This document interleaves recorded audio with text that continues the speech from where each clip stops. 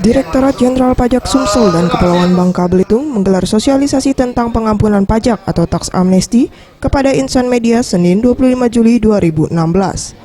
Menurut Ismiransyah, Kepala Kanwil DJP Sumsel Babel, Kanwil DJP Sumsel Babel belum menentukan besaran target yang dicapai pada tax amnesty.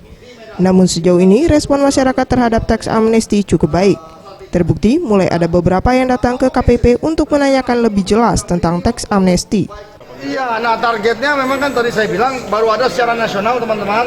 Secara Kanwil kita pengen siapa yang semua warga negara lah harusnya.